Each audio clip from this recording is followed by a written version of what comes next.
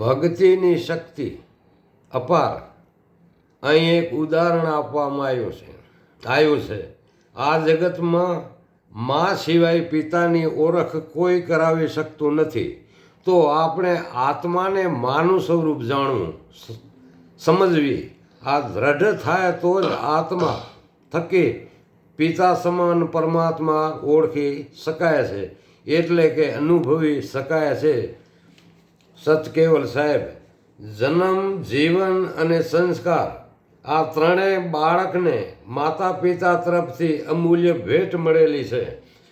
આ ત્રણને આધારે સમય જાતા એક ભગત કે સંત કે મહંતની નિશાની જોવા મળે છે.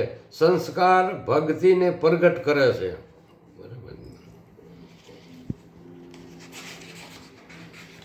હવે આ છેલ્લું એક છે ઉદાહરણ કે ઉનાળામાં ગરમીનો પારો ભારતમાં અમુક પ્રદેશમાં 48થી 22 ડિગ્રીએ પહોંચી જતો હોય છે.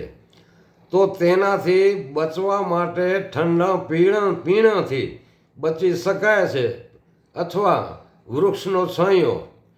પરંતુ કોઈ ક્રોધી માણસનો કાયમ 48થી 52 ડિગ્રી સ્વભાવ રહેતો હોય તો એનાથી બચવાનો ઉપાય ખરો?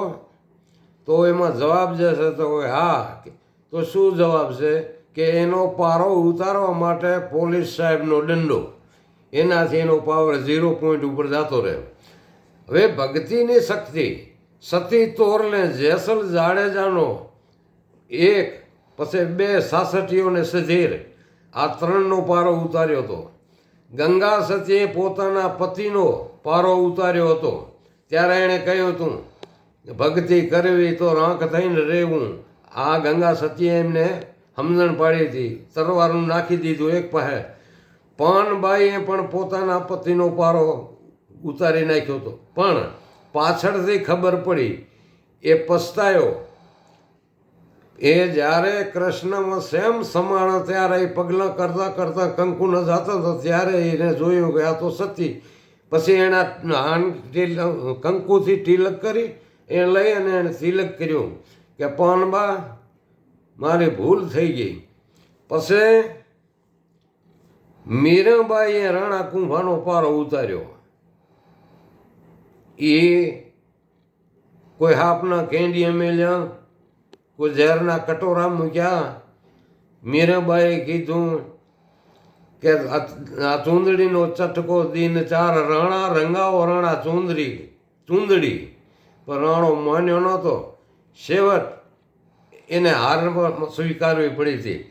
જો સંત સાધુની સલાહ, જો જન્મ મરણના ફેરા ટાળવા હોય તો લક્ષ ભજન સિવાય આ એક પણ ફેરો ટાળી શકાતો નથી. ભવનભાઈ શંભુ પ્રજાપતિ, ગુરુ શ્રી શાંતિદાસજી, મારા પ્રણામ. પતી ગયું. બીજું કાલ લેશું.